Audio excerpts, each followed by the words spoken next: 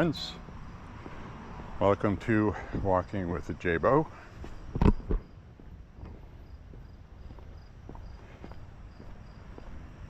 An almost daily walking vlog.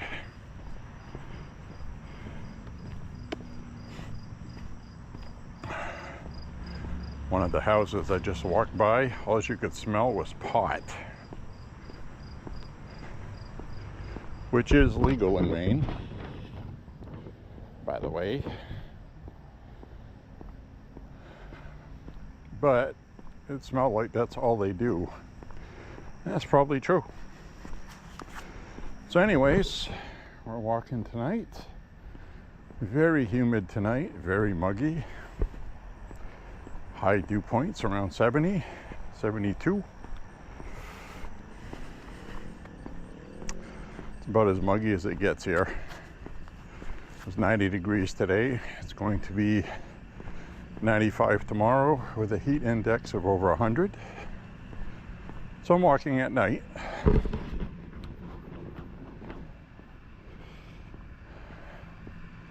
I am going to be doing a selfie view.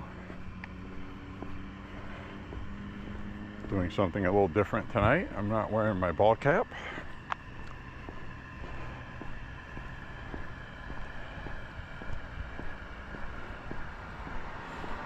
It's one of those things I haven't quite decided on yet. And if you always ask somebody, they're always like, well, I think it looks better that way. And what I mean is that, I'll just turn the camera around.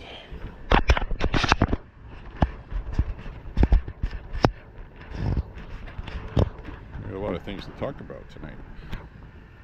But anyway, what I'm talking about is I stopped dyeing my hair. I'm not sure if I like it or not. Usually what I do is I dye the top and leave the sides a little gray. And gray hair does make you look older, despite what anybody says. But it does get to the point where you can't dye your hair completely all solid color because your face looks old. Dye does not make your face look younger. So leaving the sides a little gray, well, I'll have to think about that. So right now I'm pretty much all gray. There's a little bit of color in the top left to grow out. My hair is all white, by the way, as far as I can tell. I get a little bit of salt and pepper in there. But I'm going to enjoy walking tonight regardless. And usually I wear a hat at night mainly for headlights that are coming towards me, so I can put my visor down and it blocks the glare from the headlights. So I'm not going to have that tonight, unfortunately. But it is warm tonight, and when you wear a hat, it traps that extra heat on your head, and it does get bothersome. So anyway, tonight as we're walking, now I get conflicting reports, still ongoing investigation. But a guy went loopy in New York City, East Side, New York, Manhattan, and started shooting up inside a building with a high-powered semi-automatic rifle, which I can tell you right now, I have seen some people on TV and the media. These guys are so freaking clueless. It's outrageous. One broadcaster person was saying it was an AK-47. It wasn't.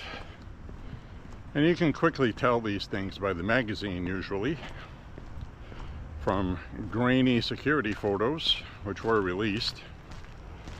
It is obviously a AR format rifle with desert camo. Let's get it tricked out a little bit. He has an optic on it, probably a red dot of some sort. type optic like that. And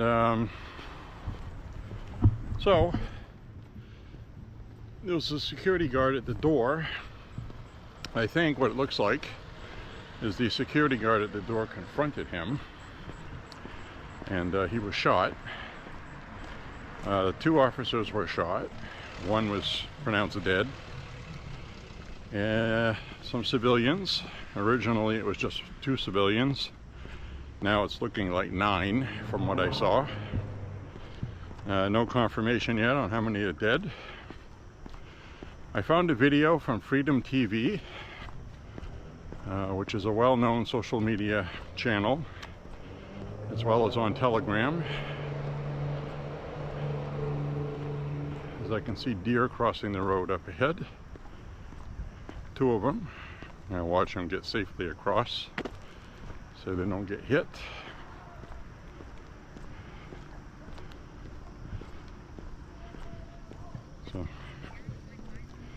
So don't mind me while I'm watching that.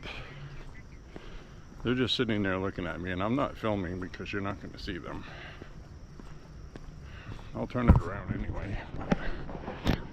It's right ahead of my finger there on the side of the road.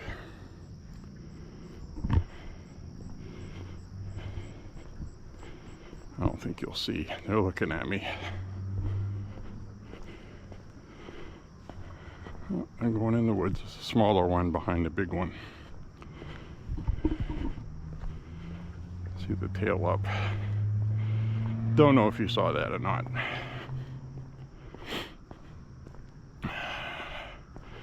Now they're off into the woods. So, what I was going to say, this is right in that area I told you I always see deer, and there they are. So anyway, the reason why I say tentatively with information, and I'm not saying this to spread information because I don't know if it's true or not, I'm just telling you what I saw in a video, which was authentic. But this black woman witnessed what happened. She said the guy that had the rifle. Now this is what the eyewitness said, okay? So I'm not spreading misinformation again, okay? She said, he stated, "Free Palestine." All right? And this woman was there with him, and she got the officers and said that it was these 2 with the other person, and the other person walked inside the building and did the shooting. Again, I'm not saying that's what happened. I'm just telling you what I saw in video, this black woman saying. And then the Freedom TV reporter videoed the person getting arrested, a woman. And there was another guy dressed in the colors of Palestine, and he got arrested too. They ran the woman around the corner away from the danger in handcuffs. Her forehead was bleeding because they threw her on the ground to arrest her. She was handcuffed. Clearly see that in the video. She was definitely being detained. So again, it's not misinformation. And that guy ended up going inside. Not the guy that, other guy that was detained. The guy went inside the building, and to me it looks like it was a targeted attack. He didn't shoot his way in, shooting as many people as possible. It looked like he was specifically going after a certain business or firm or somebody in the building. They said he went up to the 32nd floor and he ended up killing himself. So it definitely looks like something personal.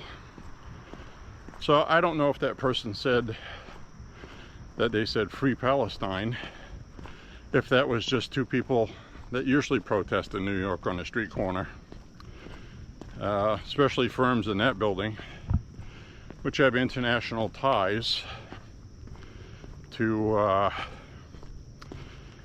many countries. BlackRock is in that building, one of them, and they handle trillions of dollars. Like $11.5 trillion runs through that company, having to do with many global entities. A lot of hedge funding. That's how they pay these people off. A lot of people ask questions like, how does Hillary Clinton go from being broke after running against Barack Obama to being worth $40 million in 5 years? Hedge funding. These people take care of their own. Hillary Clinton had released her tax returns, which actually I still have downloaded, believe it or not. She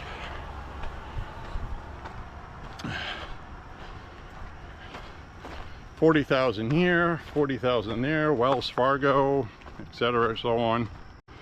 And these people hedge fund. That's how they get rich and wealthy. These people are taken care of by the establishment, okay? So BlackRock does that as well. And I'm gonna watch the traffic here as I walk at the same time.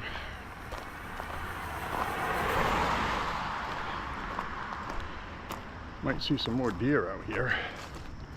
It's a warm, humid night. So we've seen two.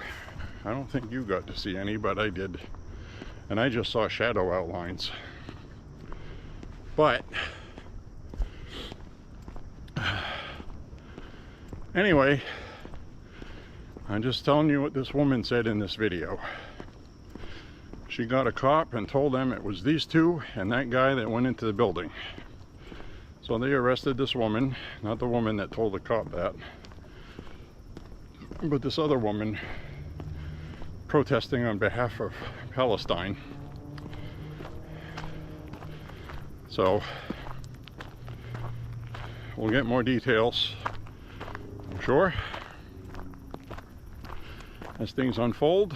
But right now, looks like it was one guy. He did have an AR style rifle. And just as I was leaving the house, it turned out to be some guy with his last name was Tamura. He looked black, or partially black, maybe Middle Eastern. And the police had his carry permit, presumably taken out of his vehicle or from his dead body. And he had a carry permit for Nevada, concealed carry permit. So he legally owned firearms and was legally allowed to carry concealed. I don't know what Nevada's laws are on that. Don't know if they have concealed carry there or not. Because I say that because in Maine, you have concealed carry as well. Constitutional carry, but you also have, you can also get a permit from the state of Maine police despite having permitless carry or constitutional carry, and you get a little bit extra from that, like you don't have to identify to the police officer that you're carrying if you get pulled over, and with constitutional carry you do. That's the law. You have to inform the police officer that you have a firearm. And never use the word gun. I've mentioned that on here. When you get pulled over, you don't say, police officer, I have a gun. You see how that sounds? You don't say that. The reason why you don't say that is you have, usually they'll have the rookie that's training up on the sidewalk on the passenger side. All that guy is going to hear is gun. So you don't want to take the chance of him shooting you for no reason, because he may be jittery. So what you do is you inform the officer just like this. Under the laws of Maine with constitutional carry, I must inform you that I am in fact carrying a firearm. How would you like me to proceed, officer? And you have your hands on the steering wheel in plain view, preferably with your dome light on already when he pulled you over. That makes them a lot less nervous. So next time I'm pulled over, I will, without a doubt, have my dome light on. And I have not been pulled over since I've been carrying. And I started carrying in 2020, 5 years ago. So the last time I was pulled over was before that. So anyways, just talking about that with y'all.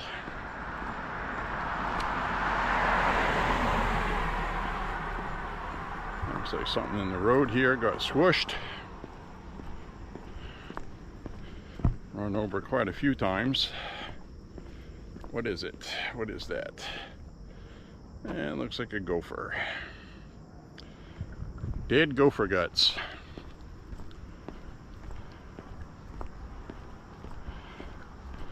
So I'm starting to sweat already. Like I said, it is very humid tonight. Now I'm going to turn off my flashlight since we're going to have city lighting. And I just wanted to say hi to everybody. Thank you for walking with me. And like I said, I don't know exactly all the details from the shooting in New York as far as his motive. But it was a 27-year-old with his last name was Tamura. And he looks black or of Middle Eastern influence in his ethnicity. Be that as it may, he did some bad things today. Whether he did it alone or with other people, I don't know. But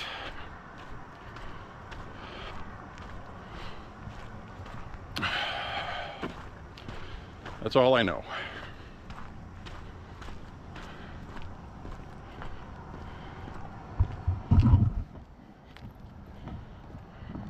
Bugs are out tonight. It's humid. Muggy bugs. Instead of muggy out, it should say it's buggy out.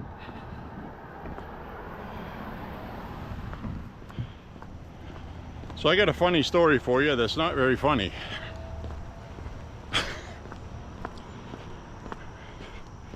We got a drone for the range. Try to get some drone footage for the range, right? So my brother bought this damn thing, and so he's working in Virginia, and you know, my job was to learn how to use it. Well, it started up, everything was fine, and everything was fine before it wasn't. Had the drone up in the air. It has GPS with auto return. You push a button, it comes back and lands at the base. Well, I'm still learning how to use it. So I sent the drone up, flying around, filming some stuff, brought it back down, checked out the video. Oh, okay, this is kind of cool. Send it back up. It gets too close to a tree. So I pushed the GPS button, which actually turned on the GPS and marked it next to that tree. So I think I figured out what I did wrong and why we lost the drone in the tree. Because I steered the damn thing back and this big wind kicked up out of nowhere. It's like all of a sudden we had bad weather. And so this wind, and the drone was like 4, 5, 6 stories up there, way up there. It's one of those drones that can go 400 meters, and you have to stay under 400 meters because of legal fly zones. So I had it up there and this wind caught it and was taking it. So I pushed the return button. Now the return button should have been set where I launched it from. It would have come right back and landed in front of me. So what it did was it went off next to the tree because that's where I had activated the GPS. After it did that, I was like, oh shoot, that's what happened. I can't bring it back here. So then I'm trying to fight against the wind, and the wind planted it right in the tree, of course, right? So this drone, $200 drone, got stuck in the damn tree, and it's still there. It took me a day to find the damn drone in the tree because the drone company was kind enough to color the drone the same color as tree bark, right? So how did I find it? Well, today the sun was out nice and bright, and the sun was reflecting off one of, or two of actually, two of the four motors on the end of the drone arms. And it's just a small drone. It's like the size of a cell phone. It's very small, you know. So looking up into a pine tree, which of course it was a pine tree, right? It couldn't be like a maple tree or an oak tree or something with less branches, so if you could see it and knock it down, it would just come down. Well, when it hit the tree, it hit near the top. And first of all, this is like a tree that's like 6 stories tall. It's a tall, tall pine tree. And pine trees are shaped where they're skinny at top and then they widen towards the bottom. They're not like a regular tree that's round, right? So this damn thing hit near the top where it was its skinniest, and it fell down and got caught by other branches under it because they stick out further. And the pine boughs are very thick. There's a lot of pine. It's not like a needle pine, it's more like a fir tree where you got like these pine clusters, you know what I mean, all through it. Pine cones. So pretty much everything in the damn tree is something that would get snagged. Oh, thank you. So it's like something that would get snagged, and so a person braked at the last second. He could have just went by, but he saw us live streaming and he was probably like, oh, I better brake, I'll get caught breaking the law. I don't know what his thinking was. But anyway, this damn drone got caught in the damn tree. And the only way it's going to come back, I finally did find it. Like I told you, the sun reflected off it. So I know where it is. Problem is, it's up so high, I can't throw baseballs at it. Baseball could bounce off the tree, break a neighbor's window, something like that. Hit somebody's parked car. That's a neighbor. So one option is to take an empty 1 liter bottle, put some water in it, tie a rope around the neck of it, and swing it around like this, like a sling, and then launch it as high as you can get it up there, and hope you hit it. Now the problem is where it's located in the tree. That is going to be very difficult because, like I said, it's fat on the bottom and thinner up top. It's a pine tree, and it's a thick pine tree with pine boughs. It's going to take a miracle shot to get that, and I'm going to try it. But today it was hot and humid. Tomorrow it's going to be 95. Heat indices of over 100, and we're supposed to have some thunderstorms when that clears out. So I'm thinking hopefully it won't rain too much, because I don't think the drone is waterproof. But if it gets wet, it's just electronics and wires, and there's no power going through it. So if it gets wet and you get it out, you can dry it out. It'll work. Any corrosion for the SD card, put electronics cleaner in there, they'll take care of that. So I'm not really worried about that. You know where the damn drone is. It's just, how the hell are we gonna get it out of the tree? You know? I'm not gonna climb 60 feet up in the air on a pine tree full of sap. You know, I'm not 20 anymore. If I slip, I could die. Figure something out. I mean, it's a $200 drone. And you know, what really annoyed me is, I had said, I'm going to take this to the range to practice with it. There's no trees around there, would have been perfect. But it was raining. And the weather was acting up. And, you know, we wanted to see what the drone would do.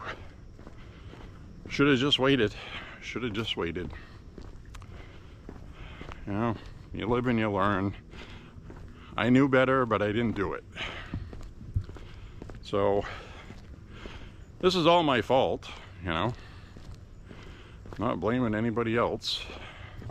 It just pisses me off, you know. But anyway, I did finally locate the drone in the tree. It's not going to be easy, but it is sitting upside down. And I knew it was sitting upside down. And I knew that because while the drone still had power, I was able to see what the drone was looking at, which kind of helped me locate it about where it was. But couldn't find it looking for it. So actually what I did was I memorized 2 branches in the tree that I had to use to find it after I found it. So the reason why I knew it was there was while it still had power and was sending video, I saw that one of the branches was curving upward, downward like this.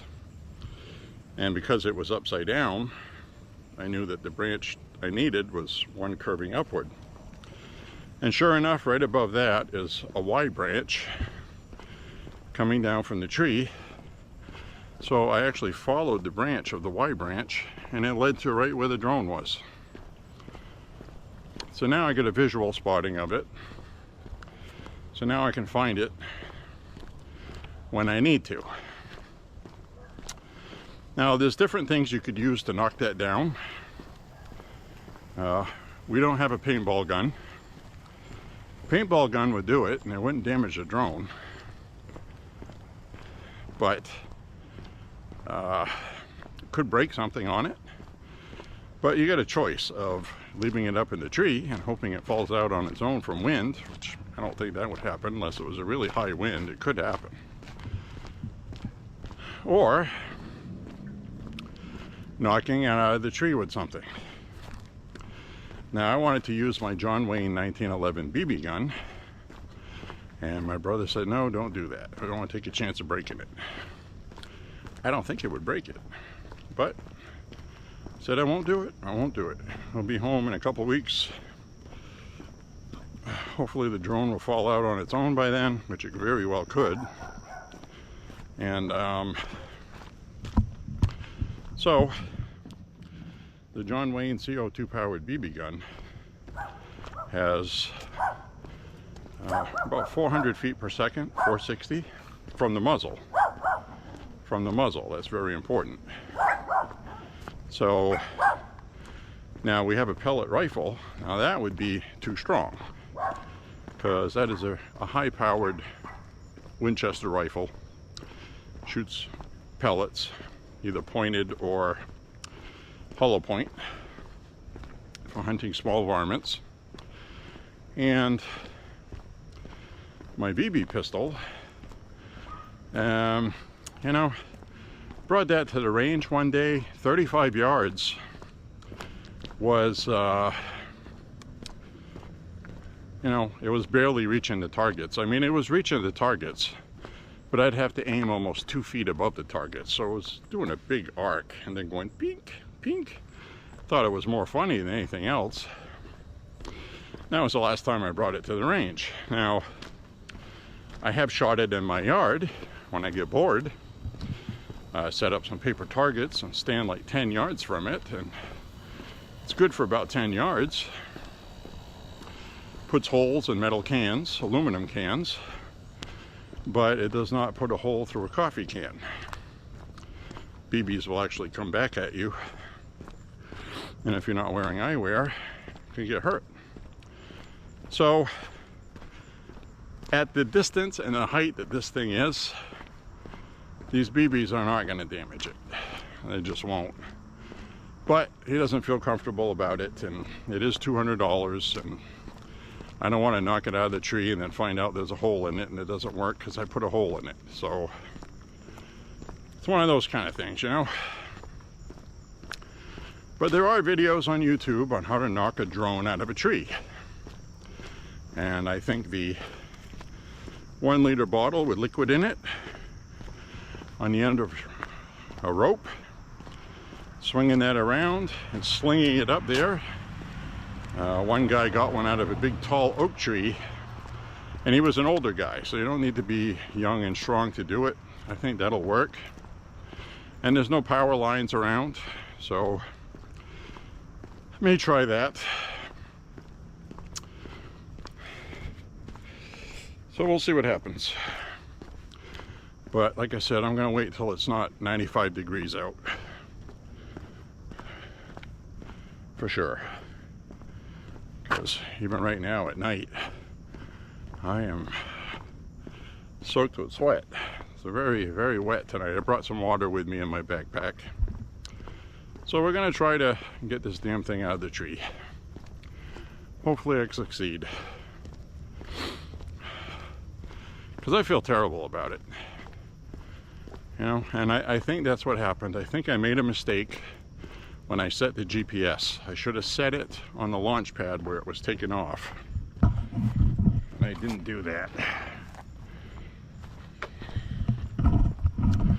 Did not do that. I did it after it was in flight. And when it came next to the tree, I kind of panicked. All I had to do was, I could have just hit the button for it to head back down to the ground. So I had that option too, but I was thinking, if I do that, maybe it'll come straight down and I'll get stuck in the tree. You know, my eyes aren't as good as they used to be, and looking at it directly on, I could not tell how close to the tree it was. I just see the drone in front of the tree, you know what I mean? So I don't know how much distance is between the drone and the tree. And it turns out there wasn't very much, because I went to move it, and when I did go to move it, a wind caught it at the wrong time and blew it into the tree. It really pissed me off, because I think I would have been out of trouble with it. I was learning how to handle it okay. So, you know, these drones are interesting, they're fun, but, you know, they're very annoying. Almost to the point where it's almost like, you know what, I really don't care if we get the damn thing back and use it, other than it was $200, almost.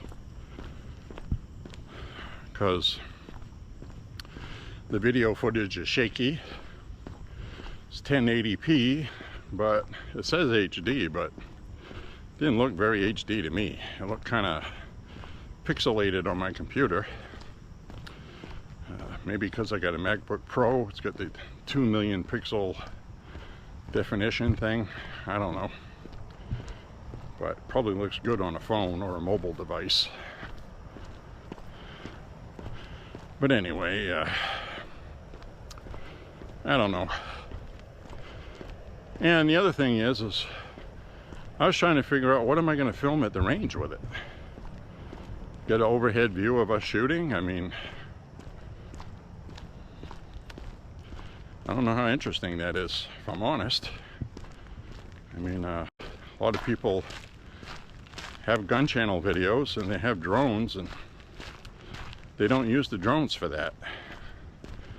They just do these high def overhead shots briefly, and then you see that for a couple of episodes they post up.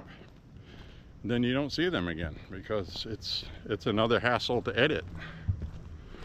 You got to splice it in with everything else. Usually they don't have sound, so you have to go find sound that YouTube will accept long enough for the clip. So I'm not really sure how important that is, if I'm honest about it. Certainly, in my opinion, it's not something to go spending a lot of money on. $200 or less, yeah, okay, but more than that, nah. Nope, save your money. So anyway,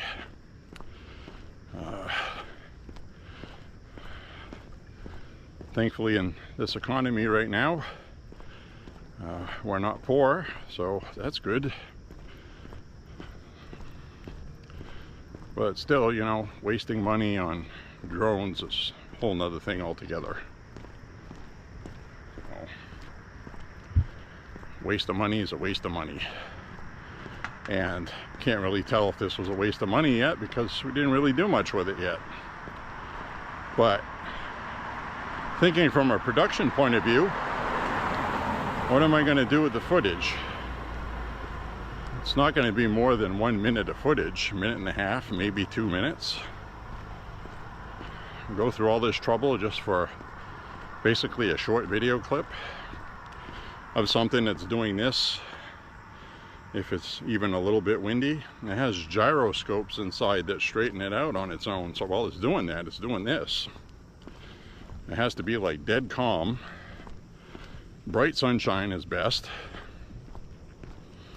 Now it does have a camera on the front that pivots like this, which is good.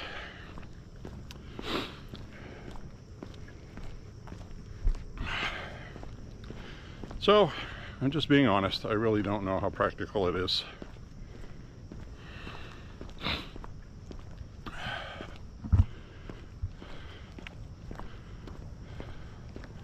Now those super high def ones they use for documentaries, those are gorgeous. They get stabilizers in them, but then when you start getting like triple stabilizing gyroscopes and all this other stuff, you know, 4K high definition, like really real high definition, you know, then it's like $400, $500 drones, which is what they use, you know. And I really can't see spending that much. The drone would go up, we'll get a shot of us shooting, then it would go up higher, probably see some cows, solar panels and other stuff, cell towers, trailer park, a couple of farms. I mean, these things can go out quite a ways. They have some in that price range is what I'm talking about, where you can fly out and see for a long distance. But you know, then you got to watch out for power lines.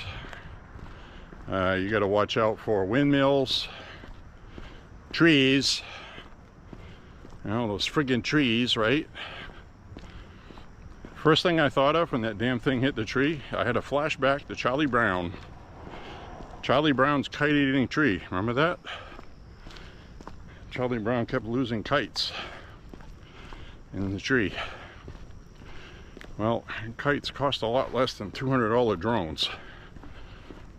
Would have preferred losing a kite, to be honest with you. I have lost a kite before. Went out on a really windy day. And that's when I first learned that you should uncoil the rope string from your kite and then tie it around your spool, because I'm letting the kite out, and guess what? It got to the end of the string and it just came off the spool, and the kite went off somewhere with few hundred feet of string hanging off it. Who knows what happened. So anyway, that's my drone story for this week. Now we have another drone that we never really started using because calibrating it was a real pain. One day I'm out in the yard trying to calibrate that, and the son of a bitch took off right across the damn road while cars are going by. It's a miracle it didn't get creamed. It hit a structure across the road. So so far I'm really good with technical stuff. I really am. I know it doesn't sound like it, but when people have crap that doesn't work, their computer is screwed up, well, I'm usually the one that gets asked to fix it. Drones, so far I have experience with 2 drones. Haven't had a good experience with either one of them, and really haven't even gotten any drone footage yet. So it happens fast. And my brother also got that drone stuck in a tree, and I think we got it out with a roof rake or something like that. I got a roof rake I bought. Another funny story. I don't know how many times we've had to go up on the roof. One guy pushes all the snow off the roof, and somebody down below takes a snow blower and throws it out in the field to take the snow weight off the roof, because you know, you get a roof that's too flat, can collapse under the weight when it gets wet. So, you know, we were getting a lot of snow in past winters compared to now. So I went and got a friggin' $80 roof rake. I paid like $60 or $80, something like that. I think it was 70, 75, 74.99, something like that. Roof rake's a great invention. It's got a long telescoping pole, and it has kind of like this snowplow thing on the end where you can put it up over snow, and then you pull it towards you, and it pulls the snow off the roof. Then you clean it, so you don't have to have somebody up on a roof pushing the snow off, because that can be dangerous. Step on some ice, fall, break your can, especially at our age. So I've not used the damn roof rake, not once, except to get a friggin' drone out of a tree. Had it for years now, haven't had to use it. We get like a snowstorm, 18 inches of snow, the wind would blow just the right way and blow all the snow off the roof. There'd be nothing up there to clean. So it's almost like a joke at this point. I've never used it for its intended purpose, but I've used it for other reasons. It's like the funniest thing ever if you think about it, right? So anyway, that's my roof rake story. So the headline for this walk's probably going to be gunman in New York City, roof rake, and drones. Funny stuff, huh?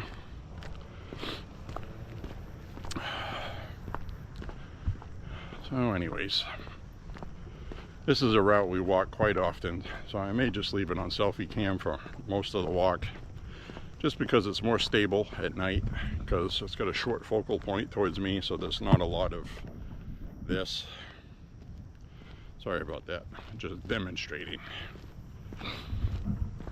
I didn't want to wear the chest cam tonight because I wanted to do a selfie view.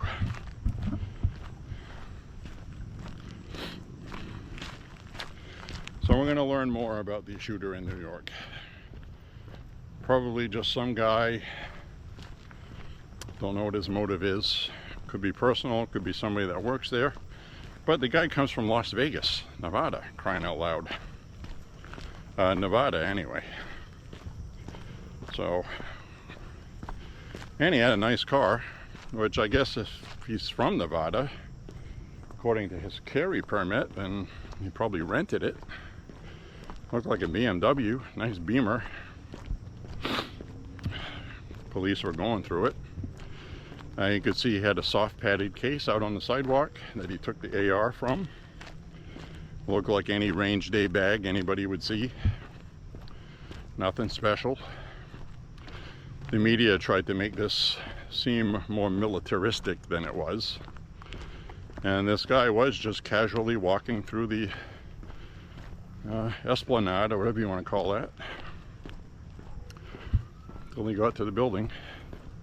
He was confronted by a security guy, which I had heard, and I'm not quite sure yet, that he was working part-time as security while he was a police officer.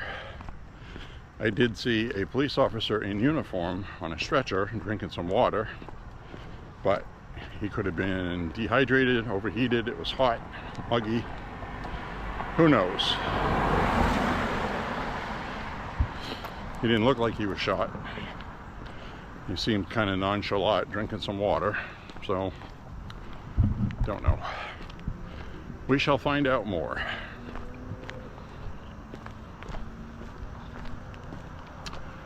But it's definitely not being reported as more than one shooter.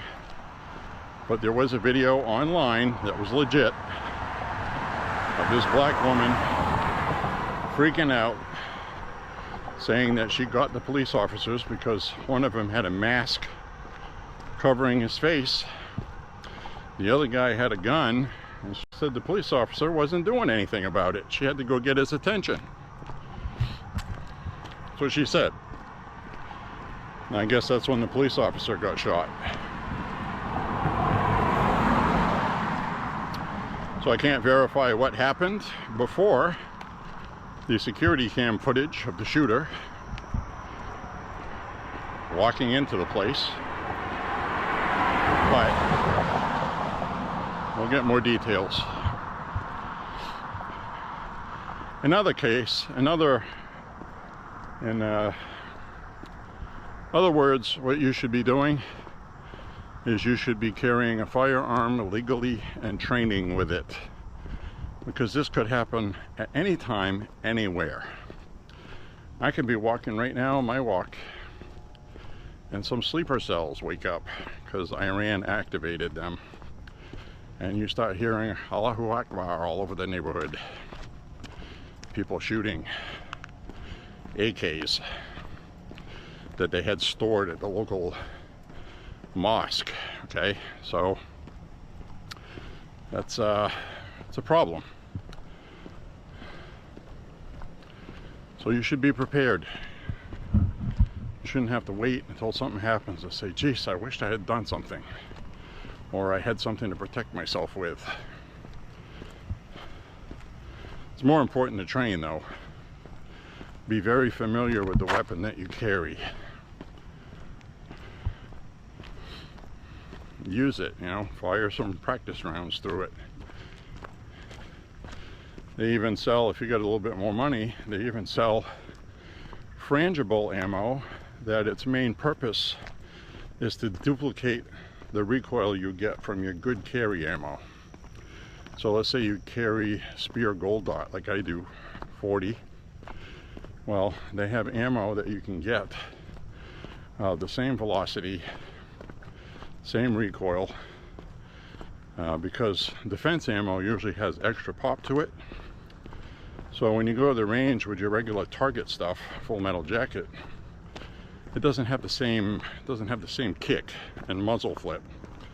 So you want to get used to what it would be like actually using it for its intended purpose, if that makes sense. So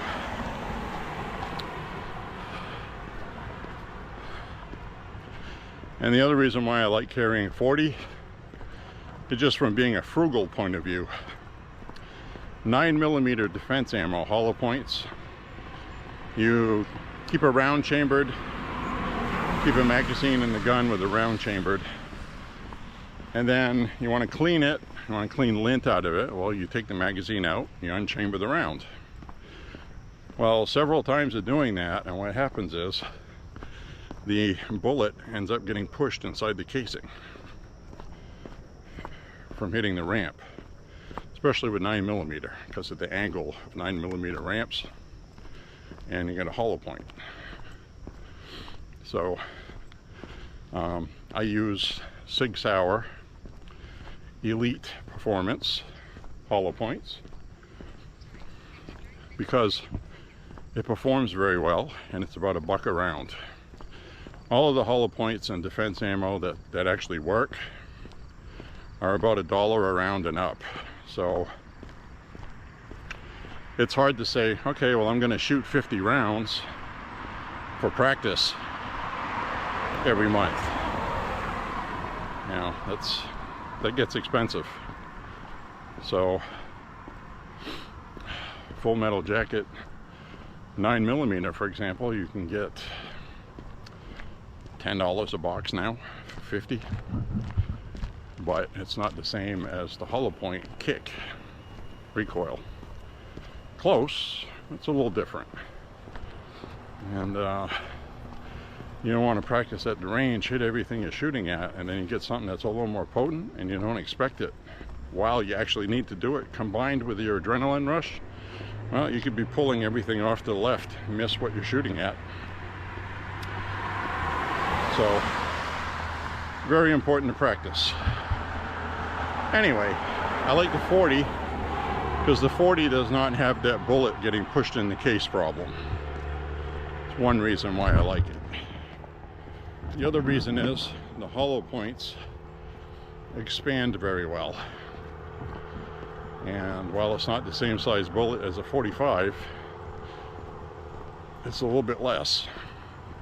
So it's bigger than a 9, not as much velocity as a 9, but you can get some defense ammo that does, which is what I carry.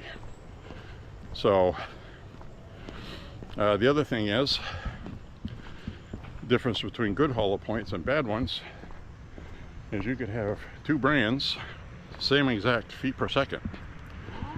One will expand well and the other one won't. That's the materials that it's made out of, and the hollow point just is not as good.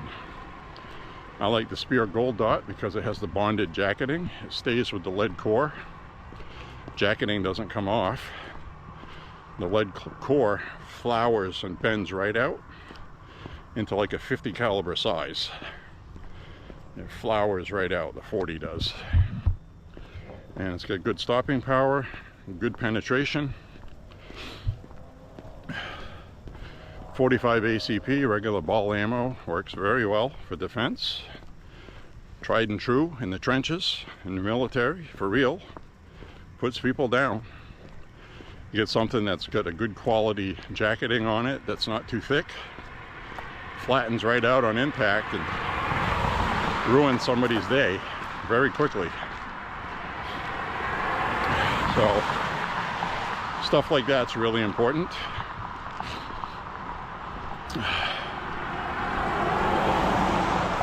And, so anyway, the Spear Gold Dot costs a little bit more. It's about $23, $24, $25 for 20. And the Sig Sauer Elite Performance performs very well, reliably, and it's about $19.99 for a box of 20. I've actually seen some lately for 17 something, because prices of 9mm are very affordable right now. Stuff that's not affordable anymore is 7.62 by 39 food for your AK-47 or your Mini 30 or your Ruger American Ranch Rifle bolt action in said caliber, which, by the way, was one of their more popular rifles during the pandemic. And for some reason, Ruger stopped making it, and people were like, hey, we want those, so they started making them again. Very good rifle round for hunting. Comparable to the 30-30. I've had that discussion with people. Some people feel the 30-30 has a bit more foot-pounds, a little more impact, which may be true, but the 7.62 by 39 has a smidge more velocity, and it comes out in the wash. They're similar, but not the same. They're comparable. But what's good about the 7.62 by 39 is it was, I believe it was invented in 1942 and perfected after World War II, especially when the military decided that they needed an affordable rifle that you can beat the hell out of. You don't need any tools to service, and it had to be able to function in sub-freezing temperatures, and it had to be accurate and a good weapon for warfare. So the AK-47 was very popular.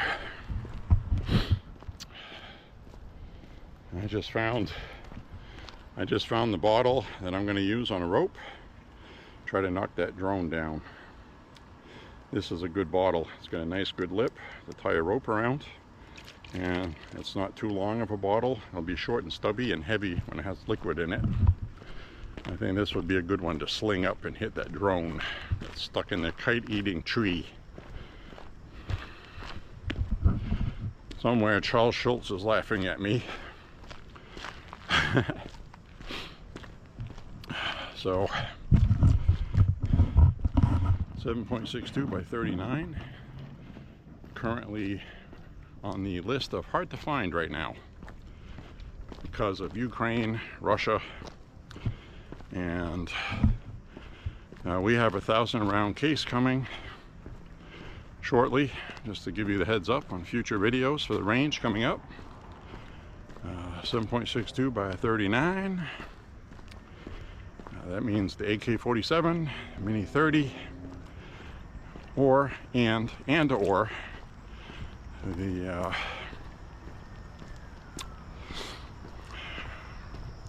Ruger American Ranch rifle bolt action. Very accurate rifle. You can pick off a big lighter at 100 yards with that. A very good rifle. So that's what the upcoming videos are going to be on the channel. We're also going to have 5.7. Good stuff.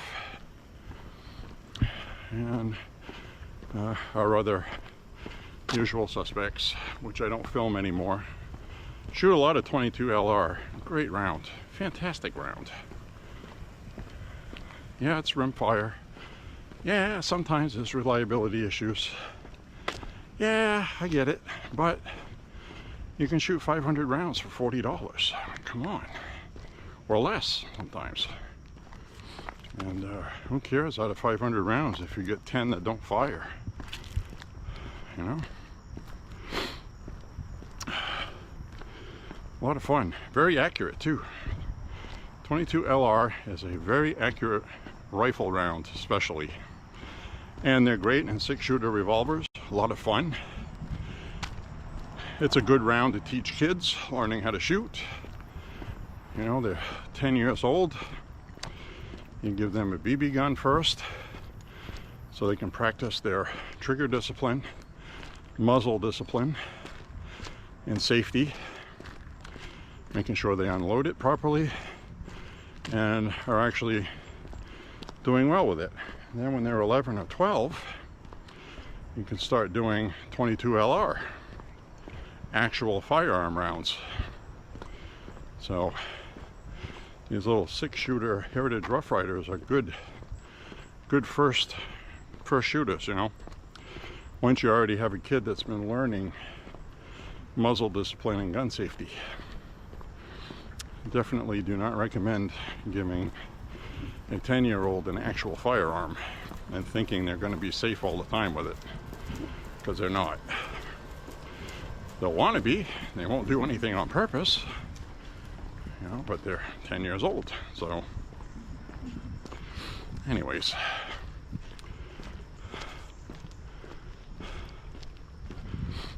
just my opinion. I have my videos set for 18 and over now for a reason. I'm tired of dealing with YouTube. And I'm not even monetized.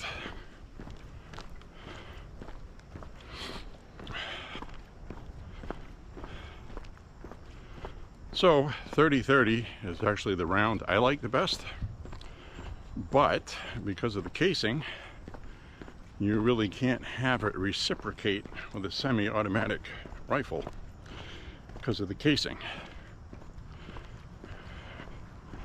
which is the benefit of the 7.62 by 39, even though they're comparable. So you have to use 30-30 in a tube-fed magazine. And the only semi-automatic was a Remington that reciprocated the whole barrel. The whole barrel would reciprocate on the recoil with the bolt to pick up a round. That was the only way to get a semi-automatic to work with that type casing. So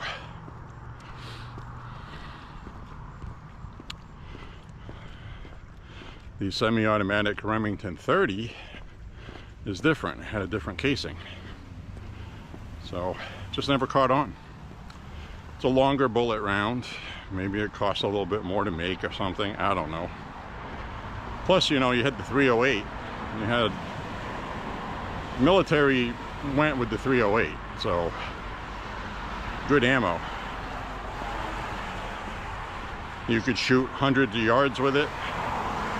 And you can shoot people sniping, or you could use it on the battlefield. So it was a good round. And they also used a lot of 45 ACP in semi-auto and, well, actually full auto Tommy guns. And of course the 1911. And the military likes to incorporate rounds where everybody has like the same ammo. Because let's say you're in combat and you got to take somebody else's ammo in combat, but you don't have a Tommy gun, you have a 1911. Well, the rounds are interchangeable.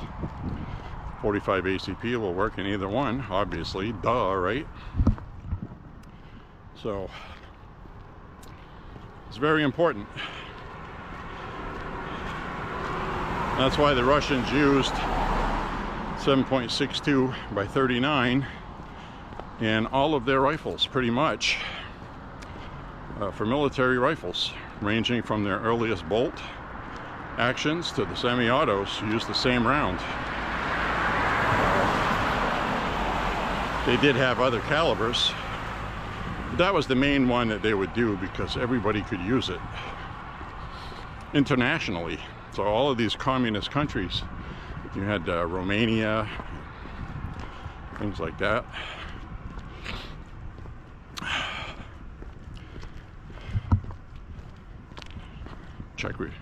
Well, it used to be Czechoslovakia, and then it became the Czech Republic and Slovakia, but when I was a kid, it was Czechoslovakia. It's one whole communist shebang. A shebang!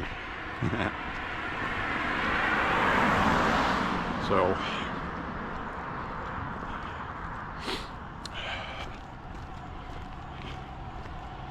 pretty fantastic. So I think I am going to turn the camera around now that we're out of the darkness. Out of the darkness into the light.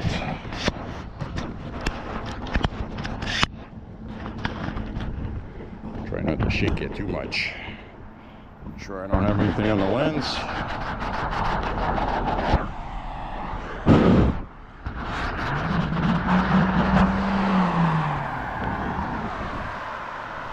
Alright.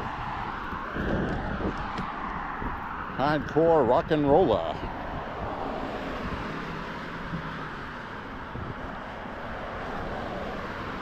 Lord Humongous, the Ayatollah of rock and roller.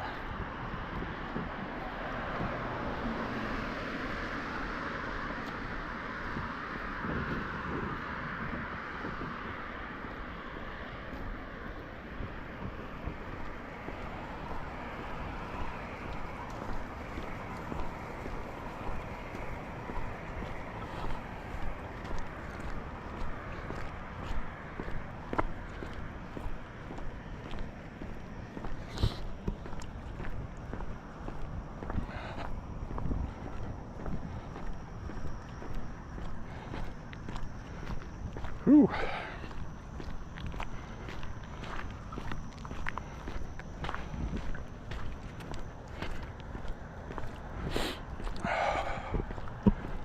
Oh yeah. Definitely warm tonight. Cripes.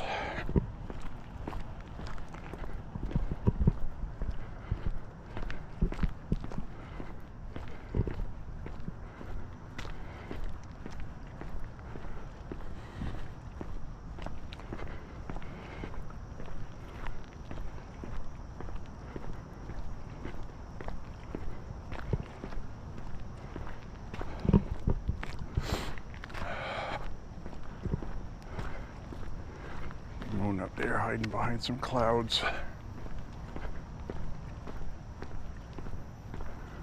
it's actually a light. What the hell's wrong with that light? Something reflecting off it. That's what's wrong with it.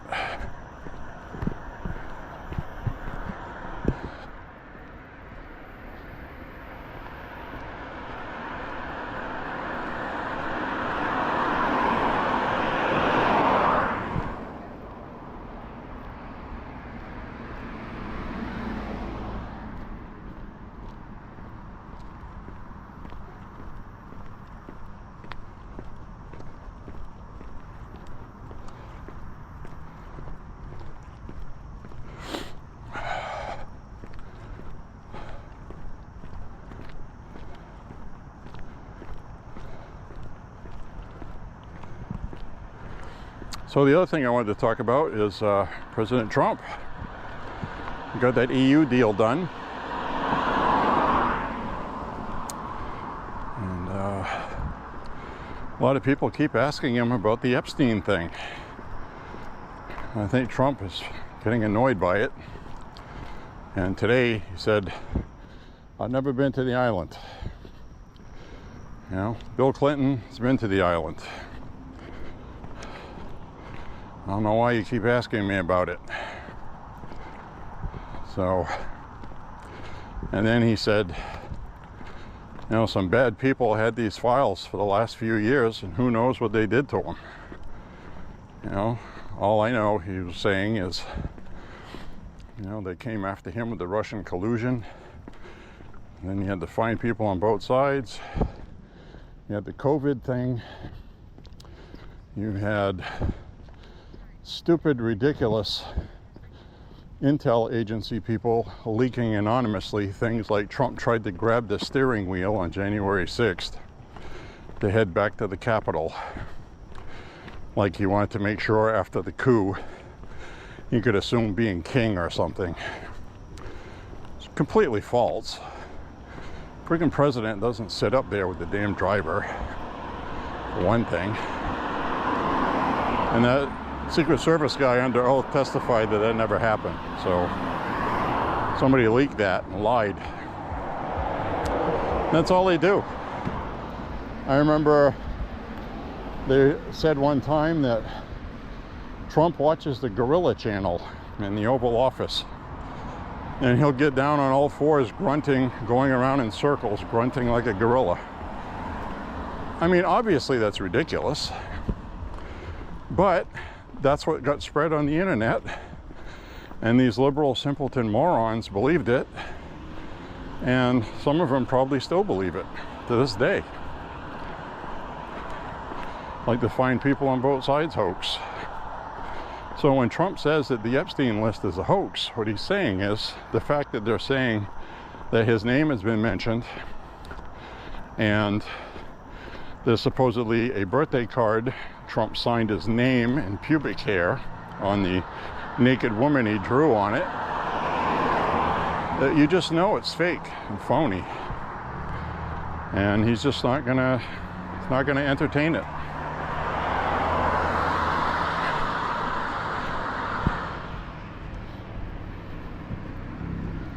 And he has been adamant for a while now that he doesn't want to put names out there that's going to hurt people that haven't done anything wrong. And he doesn't want to do any more harm to victims. If there's any video files with victims, I mean, Do you really think we should release files of people raping the victims?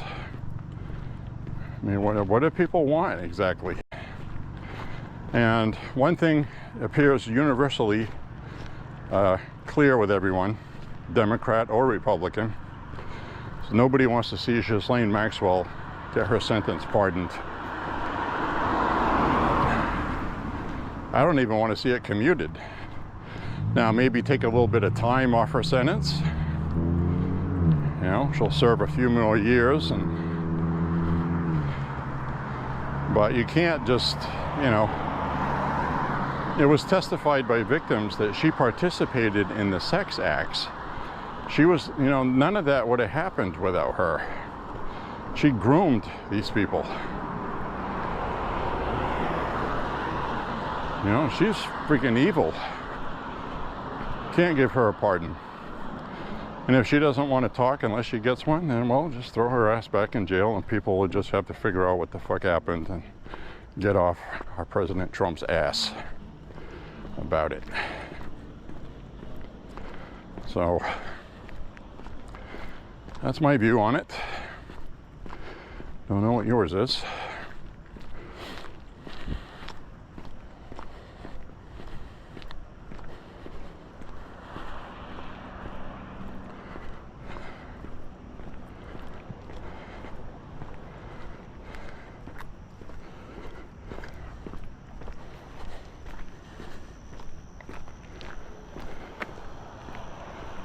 Something's going to shake loose with the Epstein thing, I can tell you that much. There's too much public interest in it. Voters want to know. They're not necessarily saying that Trump's involved, but they want people brought to justice for it, and they don't want it swept under the rug. And I definitely support that.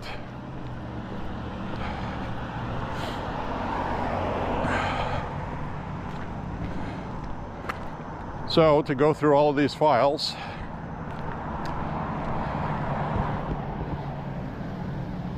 the judge has to order that, which apparently they have, or they actually said they won't. And we knew that was going to happen. So now the only thing left is two options. To force these files out, redacted. The Department of Justice is going to take some time to do that.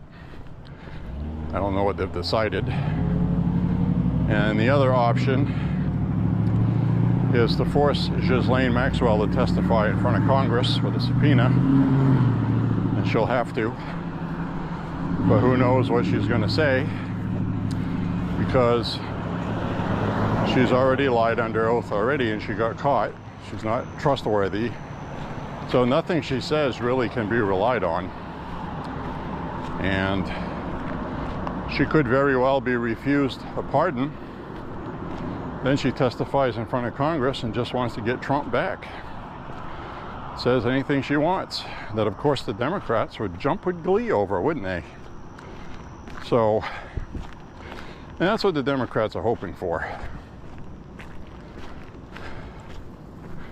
And I'll tell you right now, something like that comes out, I am going to need definitive proof Trump did that, and I already know he didn't.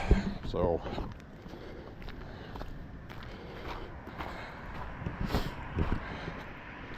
I know that because they would have used this against him already, even insinuating it.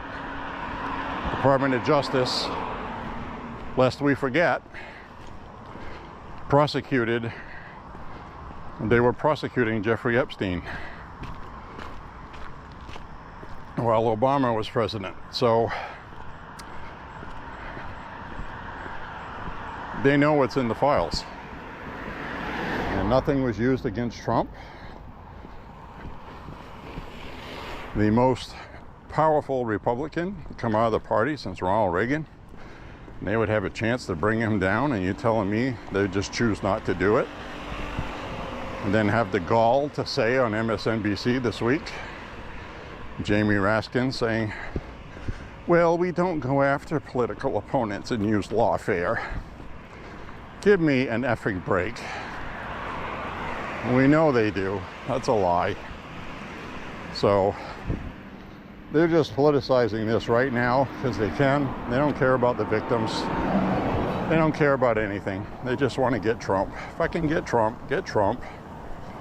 That's all they're doing.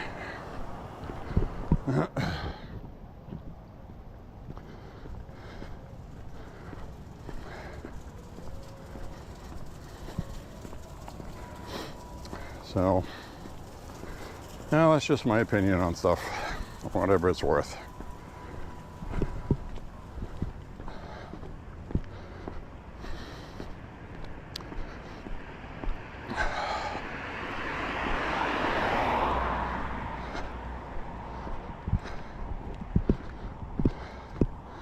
I've been watching Charles Bronson movies lately. I watched The Mechanic, really good underrated movie.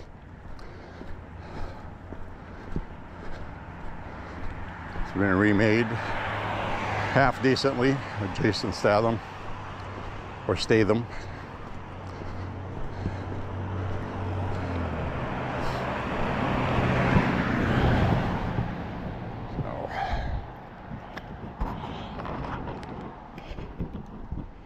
Switch hands here.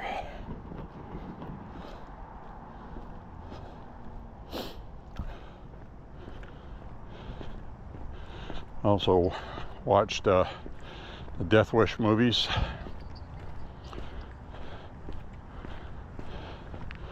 Death Wish 2 was kind of funny because I'm watching it, and when I used to watch that movie I didn't know what the weapons were, and now I do. So there's shotguns in it. There is a Beretta 84. Charles Bronson used that in the Death Wish movies. It's a 380 ACP Beretta 84. And they went out of service for a while, and then Beretta brought them back. You can buy a new one. They're about $800 or $900. They're not cheap. Vintage one you can find for $500, $600. They're pretty sought after. Berettas are good handguns. The 380, the Beretta 84 is a good one if you like that round. So that's the one Charles Bronson used in Death Wish movies.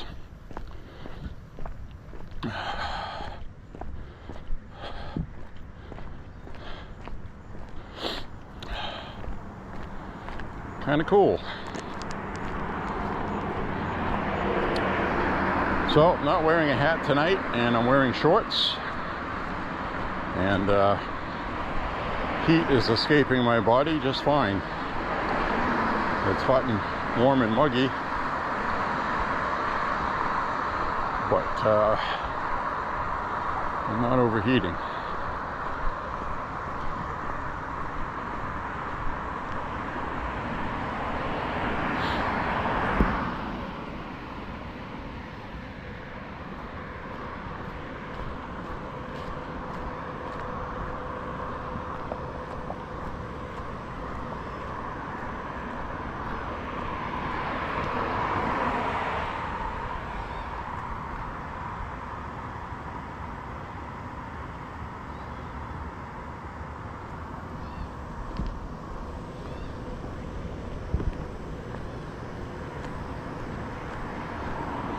It's not a kitten. I thought that was a kitten meowing. It's not. It sounds like a bird, but it's nighttime.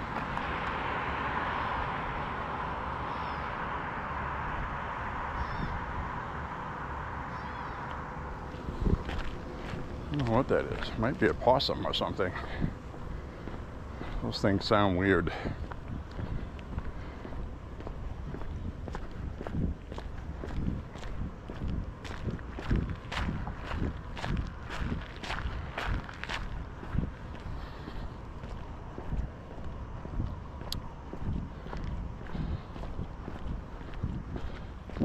The other thing I noticed watching a Charles Bronson movie, firearm-wise, is the first opening scene in the movie Well, Charles Bronson's getting this cheap hotel room because he's going to do a hit. Somebody staying across the street, some political target trying to, well, some target, I don't know if it was political, but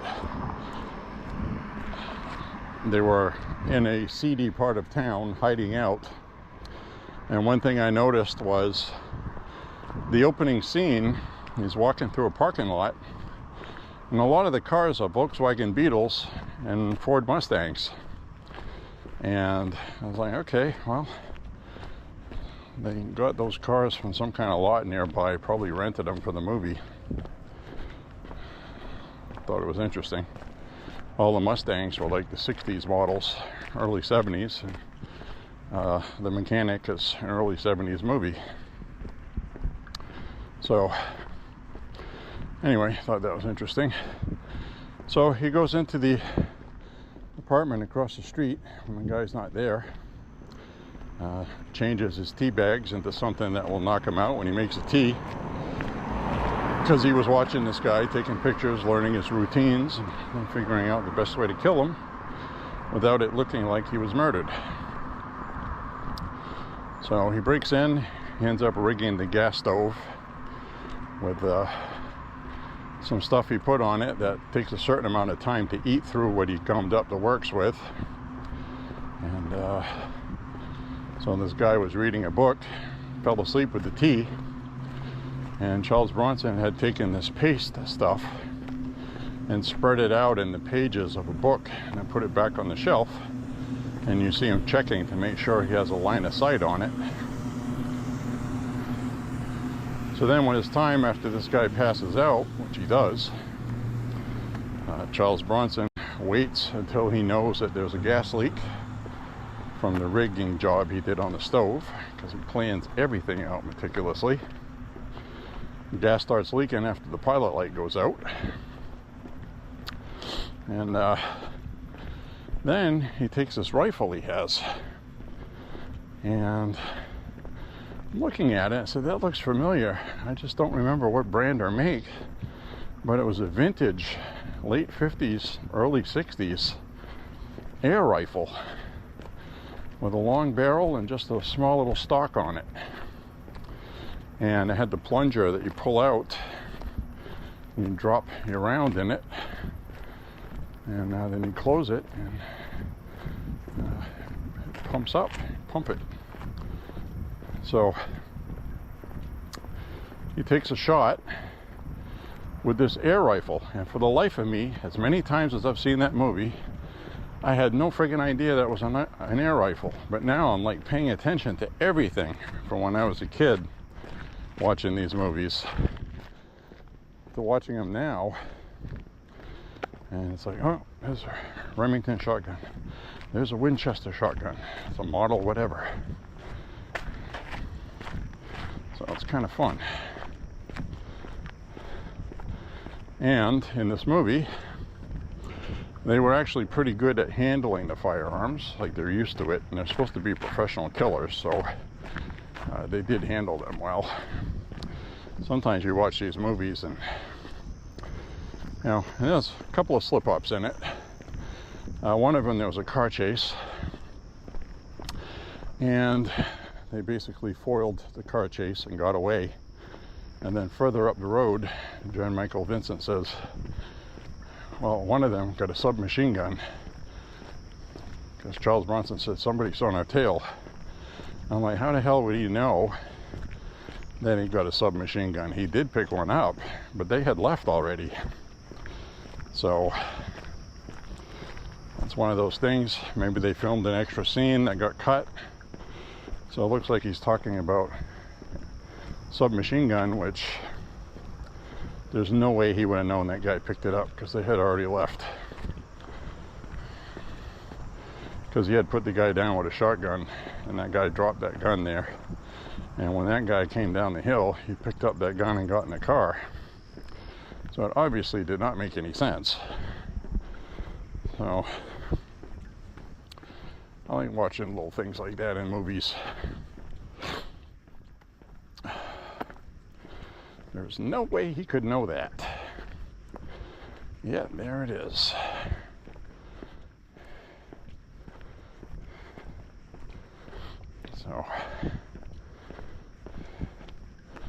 He ended up getting pushed over a cliff by a bucket loader.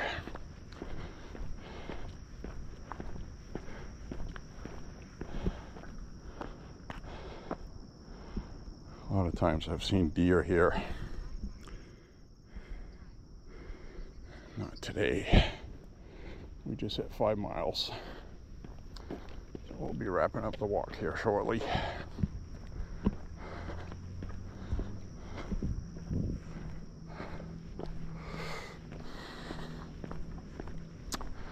So we're gonna walk down this way. And this is where we saw deer earlier. So I'm going to take my flashlight out, just in case. I'll have it ready.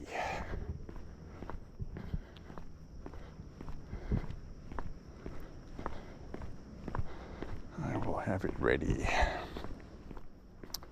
This is that sidewalk there. A couple times we saw a homeless person next to this pole going through trash that he picked up somewhere around the corner.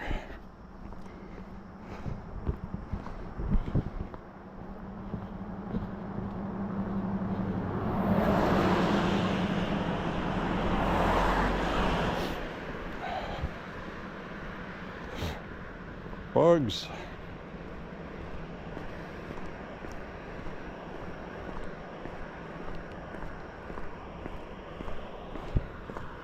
I don't see any eyeballs looking back at us in the woods.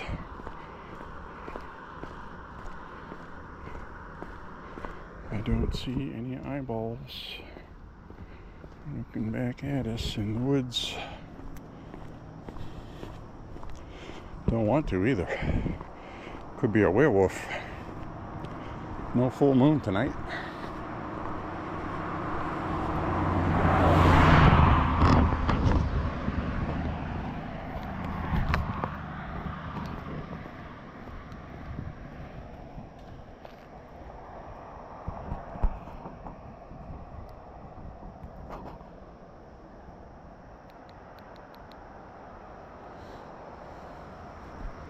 I don't see anything out there.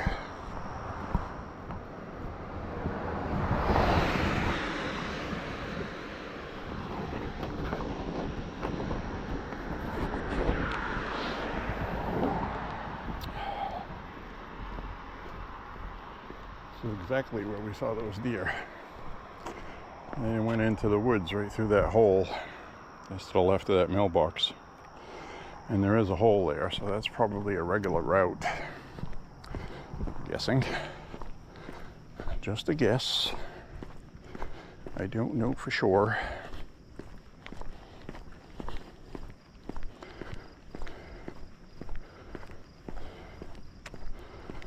So, I was preoccupied with that drone yesterday, so I didn't walk. It took my free time. Damn thing.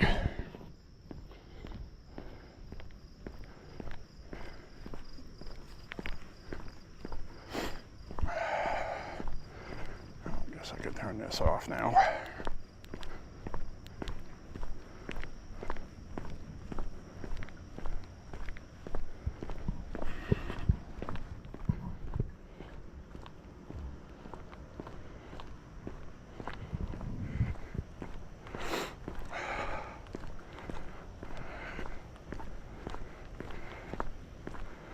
Ooh, is it muggy? This is terrible. You guys actually have it worse down south.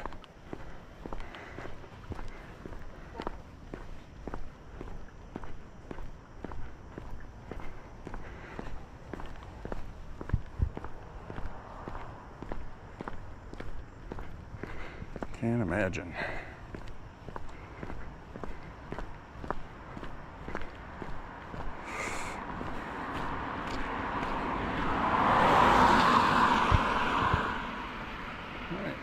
Here, I'll turn the camera around. See my goodbyes to y'all.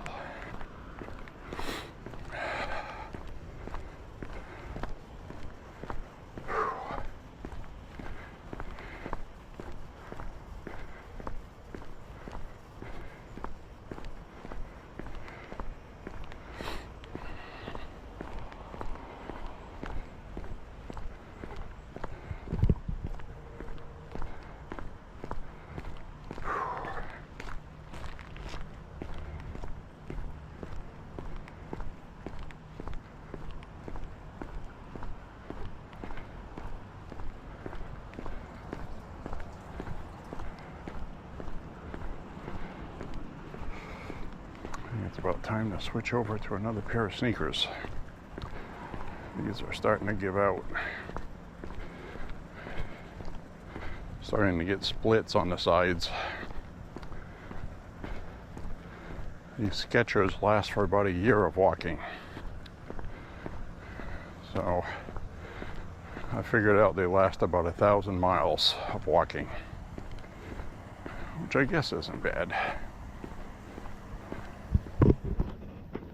Think about it. Reeboks do a lot better, but they start losing their cushion in the sole, even though they don't come apart in about the same time. So I think I'm going to swap over to my Asics.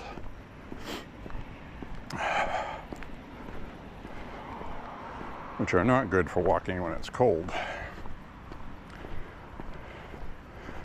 But I'd probably wear some boots. I got different pairs of boots.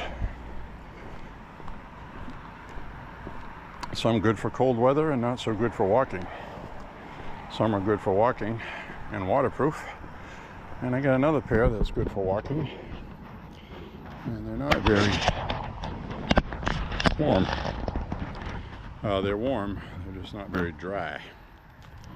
All right, my friends. Thank you very much for walking with me today. We're outside the marijuana cannabis place. So anyway, my friends, thank you very much for walking with me.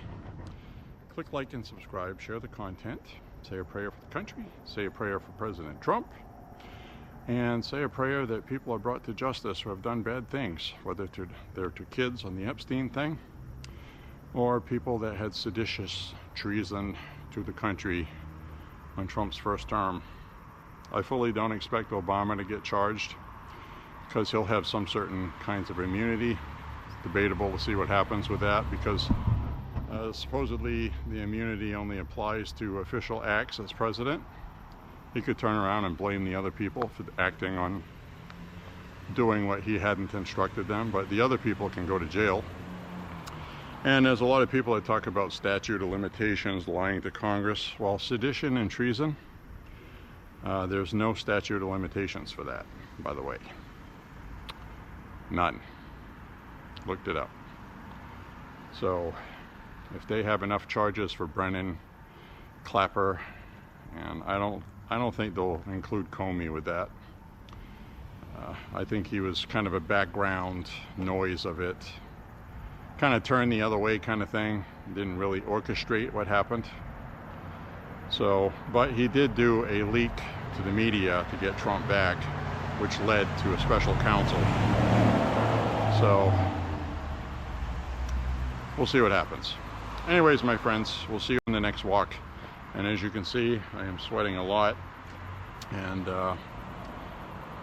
just say a prayer for Trump and the country. And God bless you. See you later, everybody. See you on the next walk. Bye-bye now.